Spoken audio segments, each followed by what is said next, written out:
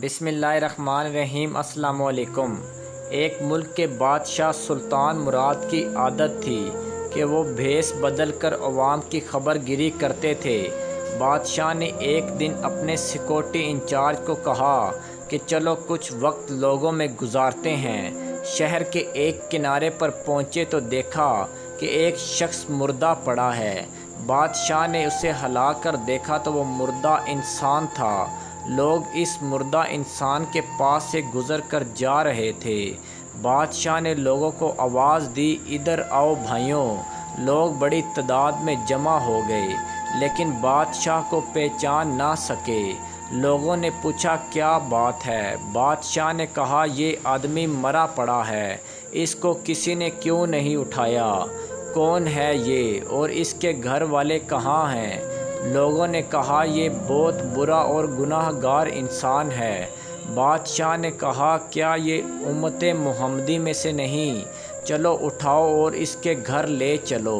لوگوں نے اس کی میت اٹھائی اور اس کے گھر پہنچا دی۔ اس کی بیوی نے خاوند کی لاش دیکھی تو رونے لگی۔ لوگ میت کو رکھ کر چلے گئے۔ بادشاہ اور اس کا سیکورٹی انچارج وہیں عورت کا رونا سنتے رہے۔ بیوی روتے ہوئے کہہ رہی تھی، میں گواہی دیتی ہوں بے شک تو اللہ کا ولی ہے اور نیک لوگوں میں سے ہے۔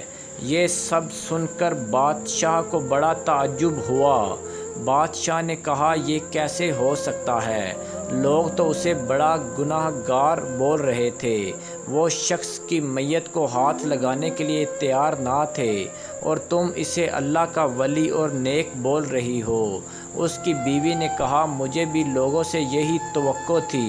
اصل حقیقت یہ ہے کہ میرا خاوند ہر روز شراب خانے جاتا تھا، جتنی ہو سکے شراب خریدتا اور گھر لا کر گڑھے میں بہا دیتا اور کہتا کہ چلو کچھ تو گناہوں کا بوجھ مسلمانوں سے ہلکا ہوا۔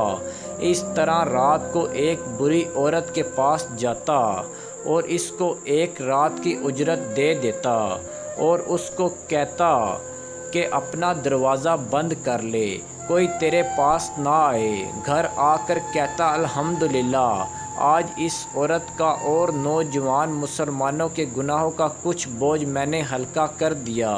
لوگ اس کو ان جگہوں پر آتا جاتا دیکھتے تھے اور اسے برا اور گناہ گار سمجھتے تھے۔ میں اسے کہتی تھی کہ یاد رکھ، جس دن تو مر گیا لوگوں نے نہ تجھے غسل دینا ہے، نہ تیری نماز پڑھنی ہے اور نہ تجھے دفنانا ہے۔ وہ مسکرا دیتا اور مجھ سے کہتا کہ گھبرا مت، تو دیکھے گی کہ میرا جنازہ وقت کا بادشاہ، علماء اور اولیاء پڑھیں گے۔ یہ سن کر بادشاہ رو پڑا اور کہنے لگا میں بادشاہ مراد ہوں، کل ہم اس کو غسل دیں گے، اس کی نماز جنازہ پڑھائیں گے اور اس کی تدفین بھی ہم کریں گے۔ چنانچہ اس کی نماز جنازہ وقت کے بادشاہ، علماء، اولیاء اور عوام کی ایک کثیر تعداد نے پڑھا۔